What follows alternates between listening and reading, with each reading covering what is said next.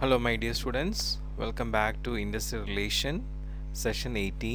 നമ്മൾ ട്രേഡ് യൂണിയൻസിനെ കുറിച്ചാണ് നോക്കിക്കൊണ്ടിരിക്കുന്നത്. കഴിഞ്ഞ ക്ലാസ്സിൽ നമ്മൾ ട്രേഡ് യൂണിയൻ രജിസ്ട്രേഷൻ്റെ കാര്യങ്ങളൊക്കെ ഡിസ്കസ് ചെയ്തു. ഇന്ന് നമുക്ക് ട്രേഡ് യൂണിയൻ്റെ റൂൾസ് എന്തൊക്കെയാണ്, അത് രജിസ്റ്റർ ചെയ്യുന്ന സമയത്തുള്ള റൂൾസ് എന്തൊക്കെയാണെന്നുള്ളത് നോക്കാം. അപ്പോൾ ഈ പറയുന്ന റൂൾസ് എന്ന് പറയുമ്പോൾ ട്രേഡ് യൂണിയൻ ഫോം ചെയ്യുമ്പോൾ രജിസ്റ്റർ ചെയ്യുമ്പോൾ നമുക്ക് പാലിക്കേണ്ടതായിട്ടുള്ള റൂൾസാണ്. ഒന്ന്, ട്രേഡ് യൂണിയൻ്റെ നെയിം, ട്രേഡ് യൂണിയൻ്റെ ഒബ്ജക്റ്റീവ് എന്താണ്, ഒരു ട്രേഡ് യൂണിയൻ ഫോം ചെയ്യുമ്പോൾ അതിൻ്റെ ഒബ്ജക്റ്റീവ് എന്താണ്, പിന്നെ ആ ട്രേഡ് യൂണിയൻ്റെ ജനറൽ ഫണ്ട്, അത് പ്രോപ്പറായിട്ടുള്ള ലോഫുൾ പർപ്പസിന് വേണ്ടിയിട്ട് യൂട്ടിലൈസ് ചെയ്യാനുള്ള ഫണ്ടുകളെ കുറിച്ചുള്ള ഡീറ്റെയിൽസ്, പിന്നെ നമ്മളുടെ ട്രേഡ് യൂണിയനിലെ മെമ്പേഴ്സിൻ്റെ ലിസ്റ്റ്, പ്രോപ്പറായി മെയിൻറ്റെയിൻ ചെയ്തിട്ടുള്ള ലിസ്റ്റ്, അവർക്ക് പ്രൊവൈഡ് ചെയ്യുന്ന ഫെസിലിറ്റീസ്, പിന്നെ ഈ പറയുന്ന ട്രേഡ് യൂണിയനിലെ മെമ്പേഴ്സിൽ പകുതി മെമ്പേഴ്സ് എങ്കിലും ആ ഇൻഡസ്ട്രിയിൽ എൻഗേജ്ഡ് ആയിട്ട് ഉള്ളവരായിരിക്കണം, ആ ട്രേഡ് യൂണിയനിലുള്ളവർ. ഓക്കെ, പിന്നെ അതിലുള്ള പേയ്മെൻറ്റ്, അതിൽ സബ്സ്ക്രൈബ് ചെയ്യുന്ന മെമ്പേഴ്സിൻ്റെ മിനിമം ഒരു എമൗണ്ട് എങ്കിലും ഉണ്ടാവണം അതിലെന്ന് പറയുന്നുണ്ട്. അതായത് റൂറൽ വർക്കേഴ്സിൽ നിന്നും പെർ ആനം 1 rupee, അതുപോലെ അൺഓർഗനൈസ് സെക്ടേഴ്സിൽ നിന്നും പെർ ആനം 3 rupees, ആൻഡ് മറ്റുള്ള വർക്കേഴ്സിൽ നിന്നും 12 rupees പെർ ആനം എന്നുള്ള രീതിയിലാണ് ട്രേഡ് യൂണിയൻസ് ഈടാക്കേണ്ടത്. ഇനി ആ ട്രേഡ് യൂണിയനിലെ മെമ്പേഴ്സിൻ്റെ എഗെയിൻസ്റ്റ് ആയിട്ട് എന്തൊക്കെയുള്ള ഡിസിപ്ലിനറി ആക്ഷൻസ് എങ്ങനെയാണ് എടുക്കുന്നത്, അതിൻ്റെ പ്രൊസീജിയേഴ്സ് എന്താണ്, അതിൻ്റെ ഫൈൻ കാര്യങ്ങൾ എന്താണ്, പിന്നെ ഈ പറയുന്ന ട്രേഡ് യൂണിയൻ ഫോളോ ചെയ്യുന്ന റൂൾസ് ഏതൊക്കെ രീതിയിലാണ് ഭേദഗതി ചെയ്യേണ്ടത്, പിന്നെ ഈ പറയുന്ന നമ്മളുടെ ഏതൊക്കെ രീതിയിലാണ് ട്രേഡ് യൂണിയനിലെ മെമ്പേഴ്സിനെ എലക്ട് ചെയ്യുന്നതും റിമൂവ് ചെയ്യുന്നത്, ഇങ്ങനെയുള്ള എല്ലാ കാര്യങ്ങളും ആ ട്രേഡ് യൂണിയൻ റൂൾസിൽ ഉൾപ്പെടുത്തേണ്ടതാണ്. അതിൽ എല്ലാം ഉണ്ടാവും. ഇനി വൺസ് നമ്മൾ ഈ ട്രേഡ് യൂണിയൻ രജിസ്റ്റർ ചെയ്ത് കഴിഞ്ഞാൽ ആ സർട്ടിഫിക്കേഷൻ എങ്ങനെയാണ്, നമുക്ക് നമ്മളുടെ ട്രേഡ് യൂണിയൻ ആക്ട് അനുസരിച്ച് അതിൻ്റെ രജിസ്ട്രാർ നമുക്ക് ട്രേഡ് യൂണിയൻ സെക്ഷൻ 8 അനുസരിച്ച് നമ്മളുടെ ട്രേഡ് യൂണിയനെ രജിസ്റ്റർ ചെയ്ത് അതിൻ്റെ സർട്ടിഫിക്കറ്റ് ഇഷ്യൂ ചെയ്യും. അത് ഇഷ്യൂ ചെയ്ത് കഴിഞ്ഞാൽ ആ ഒരു ട്രേഡ് യൂണിയൻ രജിസ്റ്റർ ചെയ്യപ്പെട്ടു എന്നുള്ളത് ആയി. അപ്പോൾ ആ രീതിയിൽ രജിസ്റ്റർ ചെയ്യപ്പെടുന്ന ട്രേഡ് യൂണിയൻസിൻ്റെ ഫീച്ചേഴ്സ് എന്തൊക്കെയാണെന്ന് വെച്ചാൽ, രജിസ്റ്റർഡ് ചെയ്ത ട്രേഡ് യൂണിയന് ഒരു പെർപെക്ച്വൽ സക്സഷൻ, അതായത് ഒരിക്കലും അത് അങ്ങനെ സ്റ്റോപ്പ് ചെയ്ത് പോകുന്നൊരു സംഗതിയല്ല. അതിലുള്ള മെമ്പേഴ്സൊക്കെ മാറിപ്പോയാലും ഇനി അതിന് പിന്തുടർച്ച അവകാശികൾ വന്ന് അതിനെ തുടർന്ന് കൊണ്ടുപോകണം എന്നുള്ള രീതിയിലാണ്. പിന്നെ എല്ലാ രജിസ്റ്റർഡ് ട്രേഡ് യൂണിയൻസിനും ഒരു കോമൺ സീൽ ഉണ്ടായിരിക്കണം. എല്ലാ രജിസ്റ്റർഡ് ട്രേഡ് യൂണിയൻസിനും മൂവബിളും ഇമ്മൂവബിൾ ആയിട്ടുള്ള ഏതൊരു പ്രോപ്പർട്ടി കൈവശം വയ്ക്കാനുള്ള അവകാശമുണ്ട്. ഏത് രജിസ്റ്റർഡ് ട്രേഡ് യൂണിയൻസിനും മറ്റുള്ള ഏതെങ്കിലും അസോസിയേഷനെ എഗെയിൻസ്റ്റ് ആയിട്ട് കേസ് ഫയൽ ചെയ്യാം. അതുപോലെ രജിസ്റ്റർഡ് ട്രേഡ് യൂണിയൻ്റെ പേരിലും വേറെ മറ്റുള്ള അസോസിയേഷൻസിനും ഇവരെയും എഗെയിൻസ്റ്റ് ആയിട്ടും കേസ് ഫയൽ ചെയ്യാം. ഇങ്ങനെ നമ്മളുടെ ട്രേഡ് യൂണിയൻസിനെ രജിസ്റ്റർ ചെയ്യാൻ വേണ്ടിയിട്ടുള്ള നമ്മുടെ ട്രേഡ് യൂണിയൻ രജിസ്ട്രാർ എന്ന് പറയുന്നത് ഓരോ സ്റ്റേറ്റ് ഗവൺമെൻറ് അപ്പോയിൻ്റ് ചെയ്യുന്ന പേഴ്സണാണ്. അപ്പോൾ ഓരോ സ്റ്റേറ്റ് ഗവൺമെൻറ്റും ഇതുപോലെ തന്നെ ഇൻഡസ്ട്രീസിൽ ട്രേഡ് യൂണിയൻസിനെ രജിസ്റ്റർ ചെയ്യാൻ വേണ്ടിയിട്ടുള്ള രജിസ്ട്രാറിനെ അപ്പോയിൻ്റ് ചെയ്യും.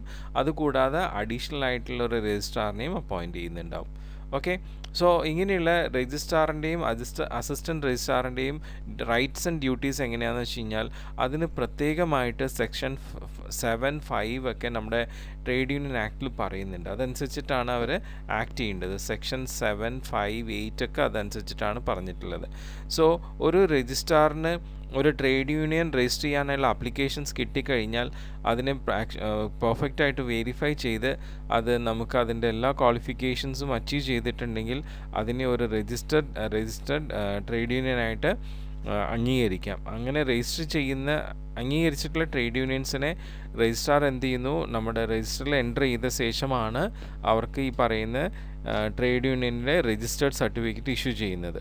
ഓക്കെ, അതുമാത്രമല്ല ഈ രജിസ്റ്റർ സർട്ടിഫിക്കറ്റ് ഇഷ്യൂ ചെയ്യുന്നതിന് മുമ്പായിട്ട് അവർക്ക് ഒരു ലെറ്റർ, ഇങ്ങനെ അവരുടെ ഒരു ട്രേഡ് യൂണിയൻ അംഗീകരിക്കപ്പെടുന്നതിനെ കുറിച്ചുള്ള ലെറ്ററും കൂടി ഡ്രാഫ്റ്റ് ചെയ്ത് കൊടുക്കും ഇനീഷ്യലായിട്ട്. അത് കഴിഞ്ഞിട്ടാണ് സർട്ടിഫിക്കറ്റ് ഇഷ്യൂ ചെയ്യുന്നത്.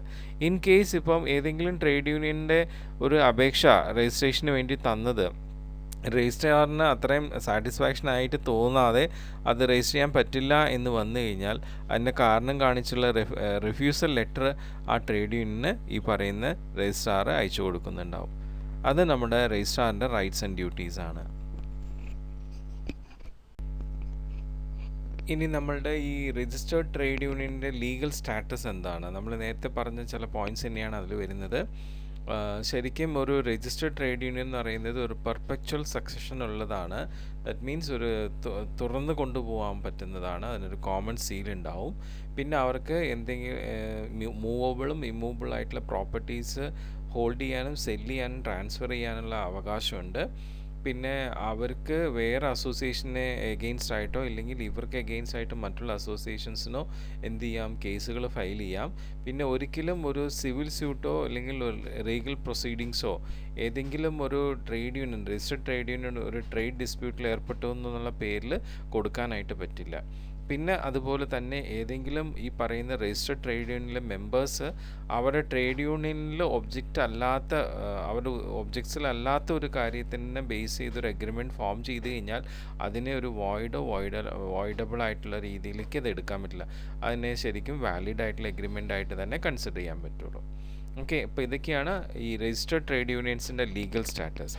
ഇനി നെക്സ്റ്റ് വരുന്നത് ഇൻഡസ്ട്രിയൽ അൺട്രസ്റ്റ് എന്താണ്? ഇൻഡസ്ട്രിയൽ അൺട്രസ്റ്റ് എന്ന് വെച്ചാൽ ഇത്രയേ ഉള്ളൂ. ഒരു ഓർഗനൈസേഷനിൽ ഈ പറയുന്ന ഇൻഡസ്ട്രിയൽ ഡിസ്പ്യൂട്ടോ ഇൻഡസ്ട്രിയൽ കോൺഫ്ലിക്റ്റോ ഒക്കെ വരുന്ന സമയത്ത് ഉണ്ടാവുന്ന ഒരു അവസ്ഥേനെയാണ് നമ്മൾ ഇൻഡസ്ട്രിയൽ അൺട്രസ്റ്റ് എന്ന് പറയുന്നത്. ഓക്കെ, സോ ഇങ്ങനെ ഇൻഡസ്ട്രിയൽ അൺട്രസ്റ്റ് ഇപ്പോൾ ചിലപ്പോൾ സ്ട്രൈക്കോ ഗറാവോസ് ഗോസ്ലോ ടാക്ടിക്സ് അങ്ങനെയൊക്കെയുള്ള കാര്യങ്ങൾ വന്നു കഴിയുമ്പം ഈ പറയുന്ന റിട്രെഞ്ച്മെൻറ്റ് ഡിസ്മിസൽ ലോക്കൗട്ടൊക്കെ വന്നു കഴിയുമ്പോൾ ടോട്ടലി ആ ഇൻഡസ്ട്രി വർക്കിംഗ് അല്ലാത്തൊരു കണ്ടീഷനിലേക്ക് മൂവ് ചെയ്യുക ചെയ്യുന്നത്. അതിനെയാണ് നമ്മൾ ഇൻഡസ്ട്രിയൽ അൺട്രസ്റ്റ് എന്ന് പറയുന്നത്. ഇതുകൊണ്ട് നമ്മുടെ ഇൻഡസ്ട്രിക്ക് ഒരു മാന്ദ്യം ഉണ്ടാവുന്നു, അതുപോലെ നാഷണൽ ഇൻകമിൽ ഡിക്ലൈൻ ഉണ്ടാവുന്നു. ഇതാണ് ഇൻഡസ്ട്രിയൽ അൺട്രസ്റ്റ്. ഇൻഡസ്ട്രിയൽ അൺട്രസ്റ്റ് നമുക്ക് രണ്ട് രീതിയിലാണ് വരുന്നത്. ഓർഗനൈസ്ഡ് അൺട്രസ്റ്റും ഉണ്ട്, അൺഓർഗനൈസ്ഡ് അൺട്രസ്റ്റും ഉണ്ട്. ഓർഗനൈസ്ഡ് അൺട്രസ്റ്റ് എന്ന് വെച്ചാൽ ഓൾറെഡി നമുക്ക് അറിയാവുന്നത്, നമ്മൾ ഇൻഫോം ചെയ്തിട്ടുള്ളതായിട്ടുള്ള അൺട്രസ്റ്റ് കണ്ടീഷനാണ്. ഇപ്പോൾ ഈ പറയുന്ന സ്ട്രൈക്ക്, ലോക്കൗട്ട്സ്, അതുപോലെ പൊളിറ്റിക്കൽ ആക്ഷൻസ്, ഇതൊക്കെ നമുക്ക് ഓൾറെഡി ഇൻഫോം ആയിട്ട് വരുന്നതാണ്. ഒക്കെ കളക്റ്റീവ് നേച്ചറിൽ എല്ലാ എംപ്ലോയീസും ഇൻവോൾവ് ചെയ്തിട്ടൊക്കെ വരുന്നതാണ് ഓർഗനൈസ്ഡ് അൺട്രസ്റ്റ്. അതേസമയം അൺഓർഗനൈസ്ഡ് അൺട്രസ്റ്റ് എന്ന് വെച്ചാൽ ഇൻഡിവിജ്വലാണ്, ഒരു വ്യക്തി മാത്രമായിട്ട് ഉണ്ടാക്കുന്നതാണ്. ഇപ്പോൾ like absenteeism, labour turnover, low productivity എന്നൊക്കെ പറയുന്നത്, അതുപോലെ act of indiscipline, working without enthusiasm, ഇതൊക്കെ അൺഓർഗനൈസ്ഡ് ആയിട്ടുള്ള അൺട്രസ്റ്റ് ആണ്. ഏത് അൺട്രസ്റ്റ് വന്നാലും അത് മൊത്തത്തിൽ നമ്മുടെ ഇൻഡസ്ട്രിയുടെ ഒരു റിസഷനായിട്ടാണ് കണക്കാക്കപ്പെടുന്നത്. ഇനി ഇങ്ങനെയുള്ള ഇൻഡസ്ട്രിയൽ അൺട്രസ്റ്റിൻ്റെ കാരണങ്ങൾ എന്തൊക്കെയാണ്? അതിൽ ഫിനാൻഷ്യൽ ആയിട്ടുള്ള ആസ്പെക്ട്സ് ഉണ്ട്, നോൺ ഫിനാൻഷ്യൽ ആയിട്ടുള്ള ആസ്പെക്ട്സ് ഉണ്ട്. അതിൽ ഫിനാൻഷ്യൽ ആസ്പെക്ട്സ് എന്ന് പറയുമ്പോൾ ഇപ്പം ഹയർ വേജ് ഡിമാൻഡ് ചെയ്തിട്ട് സാലറി ഇൻക്രിമെൻറ്റ്, മോണിറ്ററി റിവാർഡ്സിനൊക്കെ വേണ്ടിയിട്ട് എന്താവാം, ഓർഗനൈസ് അൺട്രസ്റ്റ് ഫോം ചെയ്യാം.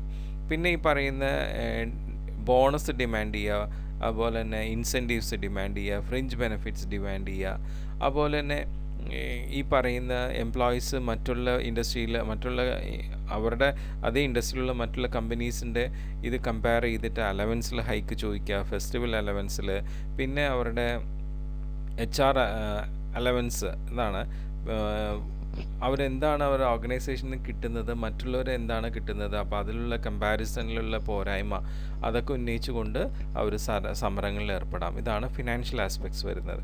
ഇനി നോൺ ഫിനാൻഷ്യൽ ആസ്പെക്ട്സ് എന്ന് വെച്ച് കഴിഞ്ഞാൽ വർക്കിംഗ് അവേഴ്സ് കൂടുതലാണെന്നും പറഞ്ഞിട്ട് റെസ്റ്റ് അവേഴ്സ് ഇല്ല എന്നും, ട്രാവലിംഗ് അവേഴ്സ് അങ്ങനെയൊക്കെ ട്രാവലിംഗ് അവേഴ്സ് കൂടുതലാണെന്നൊക്കെ പറഞ്ഞിട്ടുള്ള രീതിയിൽ, പിന്നെ പുതിയ മെഷീനറീസ്, ടെക്നോളജീസ്, എന്തെങ്കിലും മോഡേണൈസേഷനൊക്കെ ഇൻഡസ്ട്രിയിൽ കൊണ്ടുവന്നാൽ അതൊന്നും പറ്റില്ല എന്നുള്ള രീതിയിൽ. അപ്പോൾ അതൊക്കെ നോൺ ഫിനാൻഷ്യൽ ആയിട്ടുള്ള ആസ്പെക്ട്സ് ആണ് ഇൻഡസ്ട്രിയൽ അൺട്രസ്റ്റിന്. ഇനി അഡ്മിനിസ്ട്രേറ്റീവ് ആയിട്ടുള്ള കോസ്റ്റ് ആണ്. ഒന്ന്, ഇപ്പോൾ എന്തെങ്കിലും സെറ്റിൽമെൻറ്റ്സോ എഗ്രിമെൻറ്റ്സോ അത് പ്രോപ്പറായി ഇംപ്ലിമെൻറ്റ് ചെയ്യാത്തതിൻ്റെ പ്രശ്നം കൊണ്ട്, പിന്നെ ഈ പറഞ്ഞ പോലെ തന്നെ ട്രേഡ് യൂണിയൻസിനെ വീക്കൻ ചെയ്യാനായിട്ടുള്ള ശ്രമങ്ങൾ നടത്തുക, അതുപോലെ തന്നെ അവർ ഫേക്ക് ആണെന്നുള്ള രീതിയിൽ അവരെ വിഡ്ഢികളാക്കുക, പിന്നെ അൺസാറ്റിസ്ഫാക്ടറി ആയിട്ടുള്ള വർക്കിംഗ് കണ്ടീഷൻസ് അത് പ്രോപ്പറാക്കാതിരിക്കുക, പിന്നെ ഈ പറയുന്ന പോലെ നല്ല ലീഡേഴ്സ് അല്ലെങ്കിൽ സൂപ്പർവൈസേഴ്സ് എക്സ്പേർട്ട് അല്ലാത്തവർ ഉണ്ടാവുക, പിന്നെ ഈ പറയുന്ന വർക്ക് ലോഡ്സ്, അതുപോലെ ഫേവറിറ്റിസം, ഇതൊക്കെ പ്രൊപ്പോർഷണൽ അല്ലാതിരിക്കുക. ചിലർക്ക് നല്ല ഇഫക്റ്റീവായിട്ട് വർക്ക് ലോഡ് കൊടുക്കുക, ചിലർക്ക് ഓവറായിട്ട് കൊടുക്കുക. ഫേവറിറ്റിസം ഒരാൾക്കാരെ മാത്രം അനുകൂലിക്കുക, മറ്റുള്ളവരെ അനുകൂലിക്കാതിരിക്കുക. പിന്നെ എംപ്ലോയീസിനെ വിക്ടിംസ് ആക്കുക, പിന്നെ പവർ കൊണ്ട് അവരെ സ്വാധീനിക്കുക, പിന്നെ റിക്രൂട്ട്മെൻറ്റ് കാര്യങ്ങൾ, പ്രൊമോഷൻ ട്രാൻസ്ഫറിലൊക്കെ അവരെ പവർ കൊണ്ട് സ്വാധീനിച്ച് അതിലൊക്കെ ഒരുപാട് ഡിസ്പ്രപ്പോർഷൻസ് ഒക്കെ കൊണ്ടുവന്നാൽ അഡ്മിനിസ്ട്രേറ്റീവ് ആയിട്ടുള്ള കാസ് കൊണ്ടും ഇൻഡസ്ട്രിയൽ അൺട്രസ്റ്റ് ഫോം ചെയ്യാം. ഓക്കെ.